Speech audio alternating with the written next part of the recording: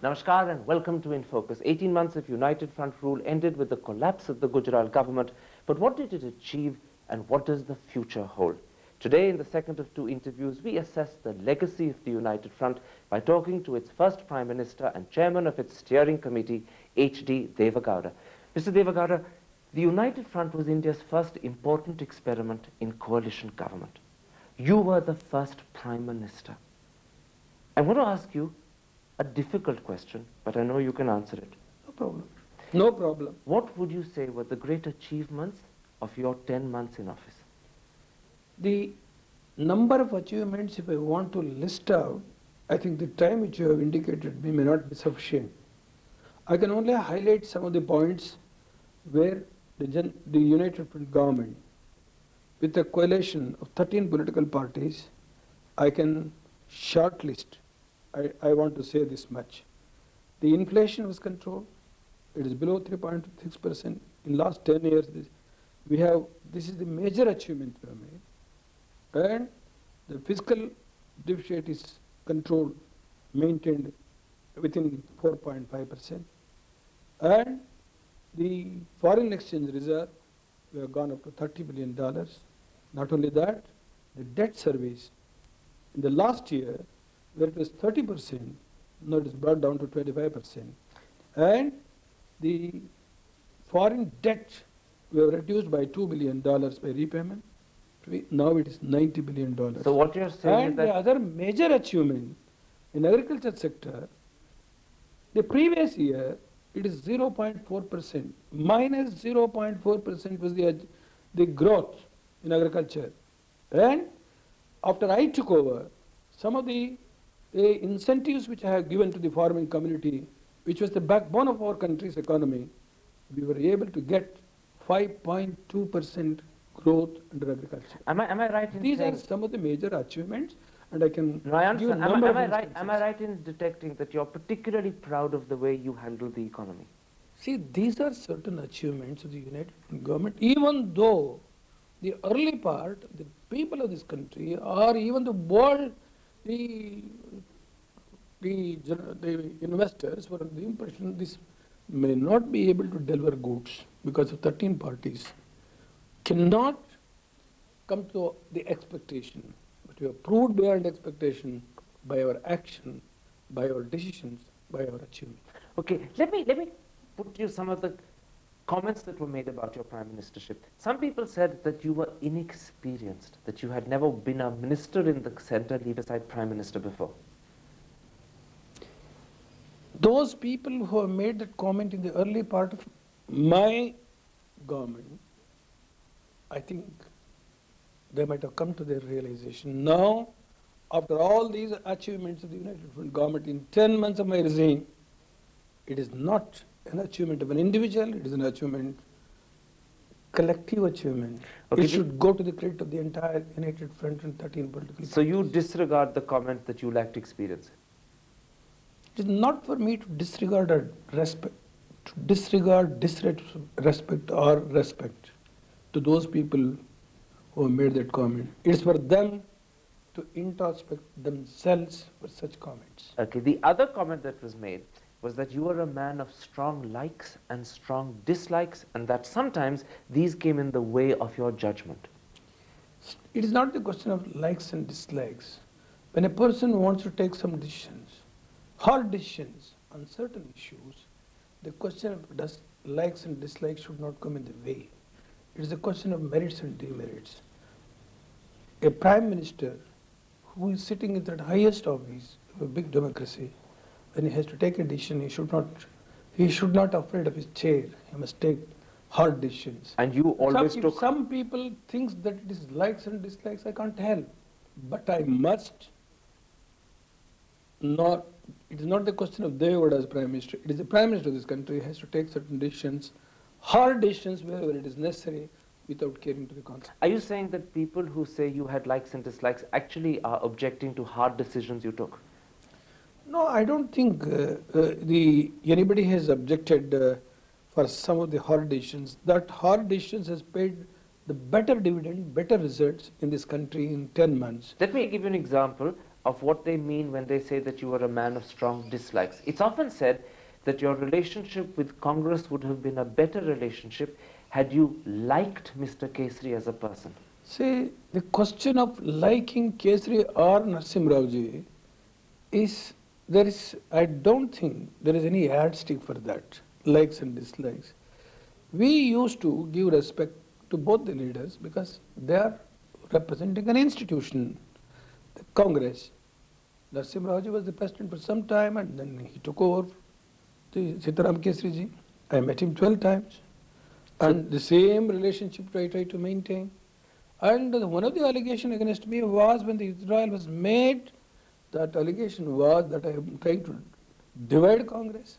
I am trying to file certain false cases against the Congress leaders. Both are true, both are baseless, and I have never tried to divide the Congress. Did you prefer having to deal with Narasimha Rao to Kesri?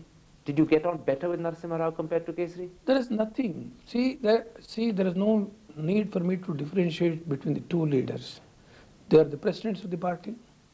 For some time he was the president, and sometime Mr. Kesri was the president. But the only difference which I have noticed was when I asked for an appointment to discuss about the so-called the money that has been received from foreign sources, about 3.5 crores, which was one of the issues that was to be broached with Sitaram Kesri on 30th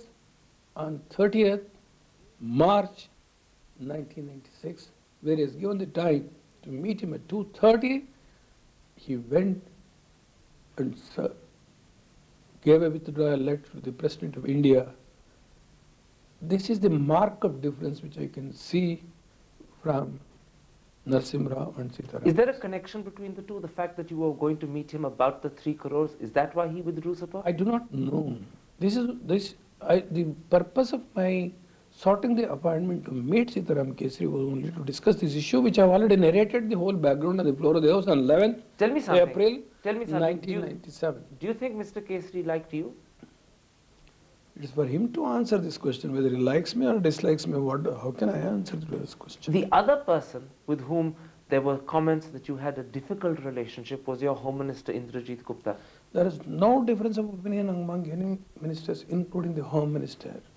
For your kind information, almost all the decisions in 10 months was unanimous, and every minister has cooperated, and every political parties within the United Front, the 13 political parties extended full cooperation either in the steering committee or in the cabinet. Can I interrupt? There is no difference at all. Can I interrupt and say that Mr. Indrajit Gupta often said that you imposed Padmanabhaiya upon him without consulting him? I will answer. You yourself can get the reply for your question. Padmanabhaiya was continued for 7 months after I relinquished the office by the same Home Minister. There is no difference. But the extension was given by you for 1 year when you were Prime Minister without consulting Indrajit Now the Gupta. further extension was given, reappointment was given in the PMO's office itself.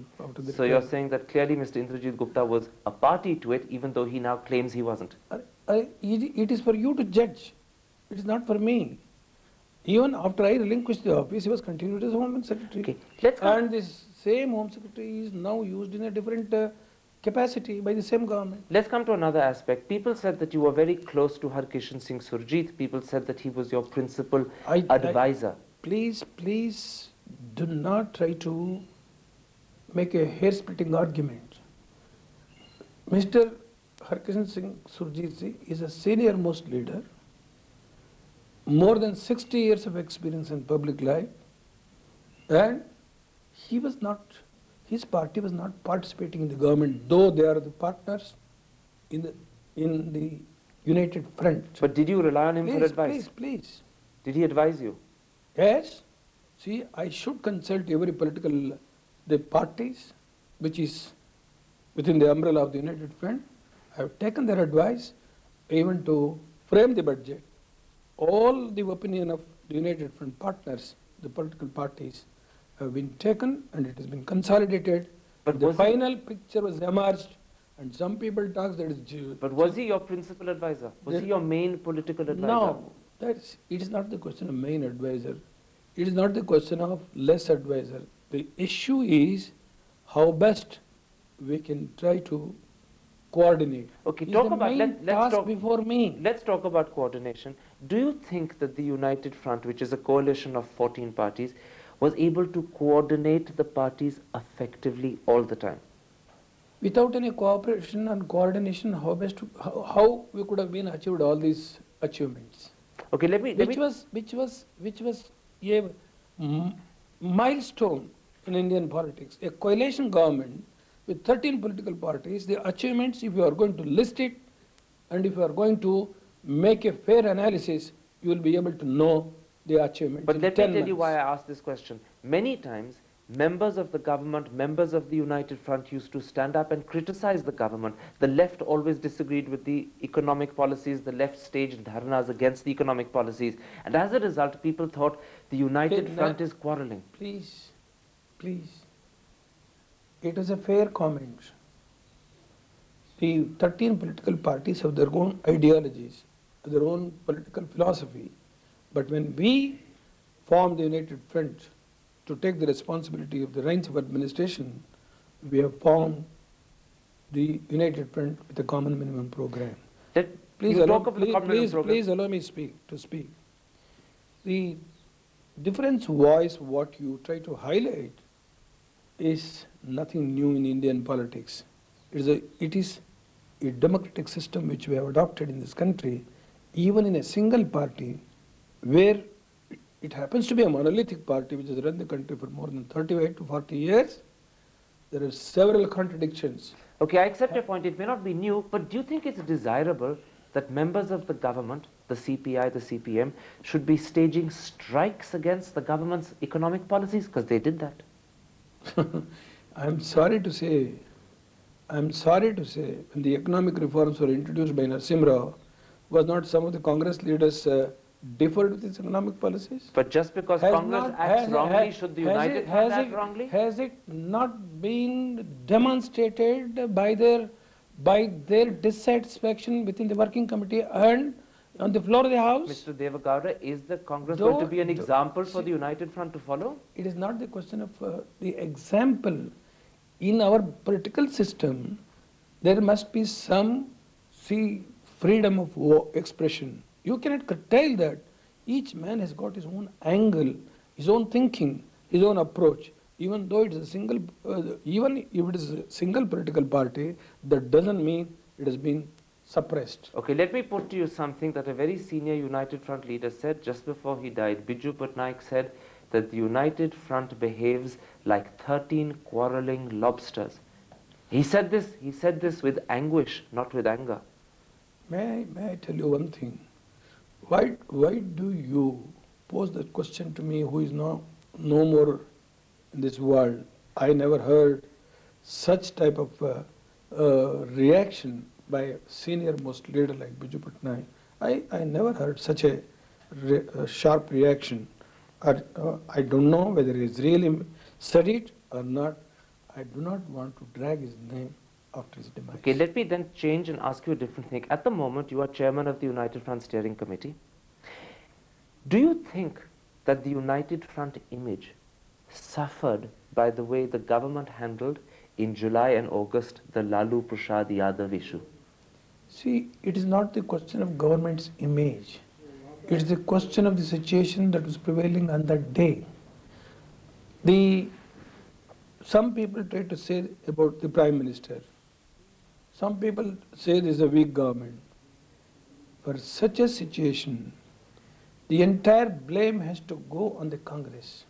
The Congress President, if he has not destabilized this government, the country would have been gone much faster. Why Congress is supporting Lalu Prasad Yadav? What more evidence you want? What more the people of this country wants the evidence? A corrupt man who is facing such an inquiry by the CBI agency is supported by Congress. That itself is a clear indication to weaken the position of the Prime Minister. Don't unnecessarily try to forget the real, the person who is behind all this scene. So you're saying that Congress is responsible? It's totally responsible. For weakening Mr. Gujral's position? Not only that, weakening the nation. Okay, suppose you had been Prime Minister in July and August. Would you have taken a tougher stand I do against not Lalu? want to answer for a hypothetical question. There is no need for me to answer. That seems to suggest you would have been tougher. No, that's a different matter. But I do not want to answer a hypothetical question where I am not there. The issue Okay, is... don't answer a hypothetical question, answer a real one this time. The Ranbir Sena has just killed some 66 people in Bihar. It is a national shame. And 22 of them are children. It is a national shame. So should that government not be dismissed? It is for that government to think over. Because I am sorry to say this, on this issue there is no question of sparing anybody. The Chief Minister of Bihar has tried to shift the blame on the central government. She said about 3 days back, the central government has not given sufficient men and material to fight these anti-social elements. If that is true, the Home Minister must accept and the Prime Minister must accept. If that is not true, they must take steps on the advice given by the Governor for further action on Bihar government. So you're basically saying to me that at the moment, either the Home Minister and Prime Minister are acting wrongly or they're not acting at all. Please, it is not me. It is the Chief Minister of a state. When she came here, after she met the Home Minister and the Prime Minister, she made a public comment through press that the forces has not been given by the central government. It is not my mistake, it is the mistake of the central government. She tried to shift the blame. If that is true, then these two people must be responsible. Otherwise, the central government must act on the advice of the government. You're chairman of the United Front Steering Committee. Have you spoken to the Prime Minister and the Home Minister about this? This is only about 3 days back what has happened. Will you take it up with them? No, this issue is going to come in the next steering committee. There is no question. You will raise it? No, this is a matter which is going to be taken by the steering committee. It is not the question of individual taking the interest. It is a question of the government's image. It is a question whether the Chief Minister, what she has said, is based on any truth or not. It is a matter to be clarified by the Home Minister and by the Prime Minister. My last question for this part. If you discover that the government has handled the matter wrongly and poorly, will you insist upon... It is not the question of government handling the matter wrongly or rightly. No need of any discovery. From the day one, when the charge sheet was filed against Lalu Prasad Yadav, what Sitaram Kesri and his party stand is openly demonstrated throughout the world. And not only that, even in Ashok Jain issue, even in Sitaram Kesri's what is called bank account issue and the Congress fund issue, all these things are a matter which is known by the public. I do not want to enter into this dialogue. But you're clearly... My Prime Minister, even though he sincerely wants to take action, unfortunately, the remote control is the Congress High President, Mr. Sitaram Kesri, does not want that the effective action to put down all these things as, but unfortunately... But Mr. Devegowda, you're clearly suggesting that your Prime Minister is being influenced, if not remote controlled, by Congress. It is not the question of influence. It is the question of hard reality. About just 10 minutes back, my friend, you said you are unable to maintain cordial relationship with Sitaram Kesri. That's why your government is gone. You yourself have said that.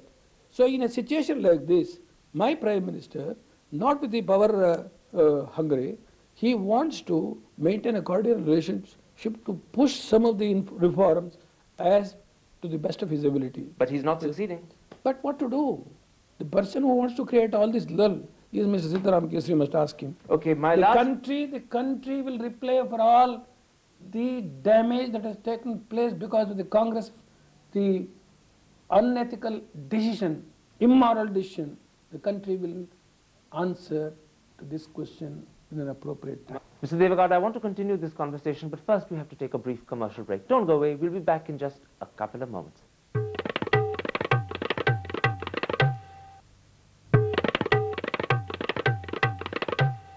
Welcome back to part 2 of our interview with H D Devegowda. We're now into an election campaign. What role will you play in this campaign? My role is as a steering committee chairman to coordinate with all the partners of 13 political parties of the United Front, strengthen the United Front, fight the battle against the two main enemies. So you are There's going the to Congress and BJP. coordinate the campaign. I will only work as a coordinator. The coordinator of the campaign. After the elections, if the United Front wins, will you be a candidate for Prime Minister? It is for the United Front to take the decision, and the representatives who are going to be elected by the people of this nation are the responsible people, and they are going to decide about the leader. It is not for me. But when the United Front Parliamentary Committee meets, if it meets to decide, will you be a candidate for Prime Minister? No, I do not want to ask for such hypothetical questions. That is an issue which is going to be decided by the... Let me change the question. Do you want to be Prime Minister again? No, there is no question of my the aspiration or no aspiration. It is the question of the decision of the parliamentary party. Let me ask you one other question. You know the situation the country faces today. Secondly, you know what is required to be Prime Minister of India. So tell us, what are the qualities the future Prime Minister should have in terms of personnel? The quality of a Prime Minister, which requires, according to me, is a person who should know the problem of the nation. Does he need to be a tough person? Both the internal problem as well as the external problem. Does he need to be a tough person? Just 1 second. The problem of the nation, not only the economic problems, not only the poverty problem, not only the hunger, the people who are suffering without proper food, not only the housing problem, there are so many problems. I understand, sir. Please, this requires the political will, the oneness, the collective leadership. One man cannot, and the corruption. Corruption is one of the major curse for Indian politics. You mentioned a moment ago political will. Are you saying that the man who becomes Prime Minister needs to be a tough man? Sure, it requires some tough decisions. I don't dispute that. Tell me something else. Do you need someone as Prime Minister who has the courage to take tough decisions? That is the need of the hour. Aren't you in many ways describing yourself? No, there are so many people, as I told you earlier. It does not confine to me. Toughness, handling the problem with experience, with all these things does not only confine to A or B. Okay, there are several leaders. Do you think that if you were to become Prime Minister again, you will have learnt lessons from the first time round and you will be a better person? There is no need to learn lessons from the manipulative politics of Delhi.